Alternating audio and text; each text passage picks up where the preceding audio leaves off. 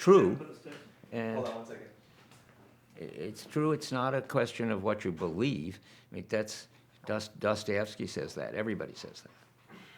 But I'm more getting. I'm getting. We don't get stuck on the belief thing. I just like the idea that what I want to have the philosophical perspective of what Manuel is trying to get at when he says God isn't in the church or somewhere outside of us, but he's in the practices. He's in the simple things that we do. No, I like that too. That's right. But I would love to get the philosopher's view of that. You know.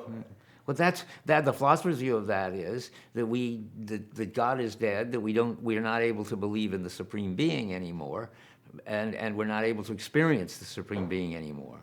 Yeah, so if you say that, but at the same time, most of the world will see the alternative of just seeing us as these like mechanistic subjects. Or worse, the romantic view that somehow it's all the meaning is in us. Right. So can you set that up as what most people who think that the belief in God doesn't make sense would think that the only alternative is that either we posit it or that we're just these empty, meaningless machines. And you're going to say, no, there is a way that we can find. Okay, I guess I have a feeling that you're more in touch probably with the people who are going to be reached by this. So we should say that.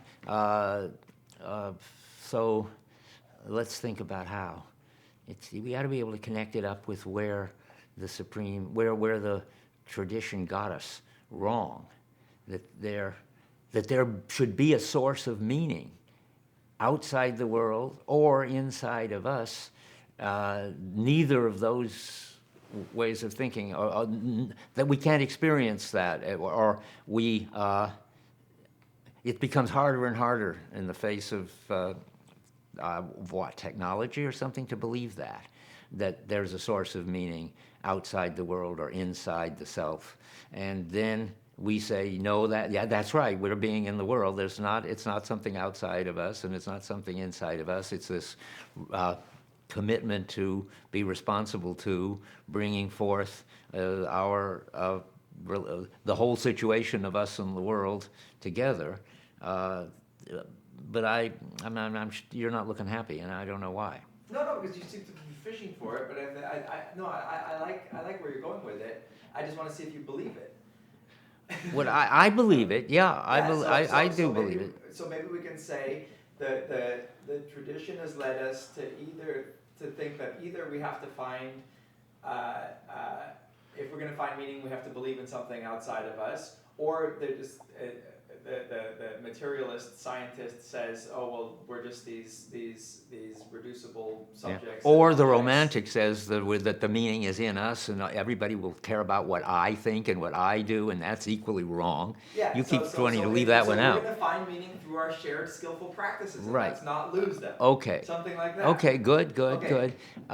So these are very interesting and risky times, and it seems to me, after thinking about these things for many years, that people are less and less able to believe in the sources of meaning and the sacred that they once had, that there was a supreme being outside the world that gave everything meaning, that we had the ability as individual subjects to give everything meaning, or that we're just machines or natural animals, and we don't need any meaning. All of those alternatives seem not to be satisfactory. And what seems to be satisfactory, what seems to have a possible ability to save us and make life worthwhile, is that we have a kind of skillful practices which we can perfect and become better and better and more like masters, and those practices enable us to engage with the world and bring out of the world a kind of concrete, lived, exciting meaningfulness in our lives and in our community.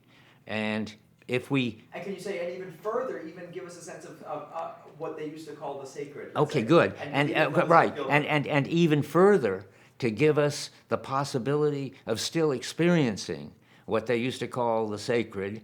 And the best example I've seen of that is a recent clip I've seen of Elizabeth Gilbert explaining how that's possible. Yeah, let's try that one more time. Okay. Let's say, and I would like you to say Elizabeth Gilbert, who wrote Eat, Pray, Love, maybe, or just to set her up, because most people might not just know who that is. But they might know the book. Right. And then just say, she has a great sense, maybe better than I can describe, of what it is to have this feeling of the sacred being in our world. Okay, can I Through put, our practices. as long as I've gone that far, can I put in a plug for our book? We're going to have to plug your movie Sure. in our book. We'll plug our book in your movie. Okay. Go ahead. Okay, so, and in this way, sort of seeing what masters can do and being able, seeing that we can do it too, that everybody can, in their way, take responsibility and become involved and bring out what's best in themselves and in the world, that we can take over and or re-understand, re-experience what people called the sacred.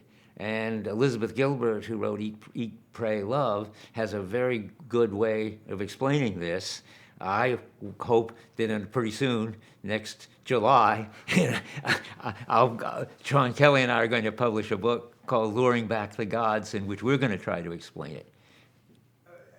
Tell me a little bit about the book. If you had to tell us just briefly what the book is about, how would you explain it? Oh, it's exactly like this. It's amazing. Luring back, it's explaining how the Homeric Greeks had a world that was full of heroes and gods and meaningfulness. And Lower this head a little bit more.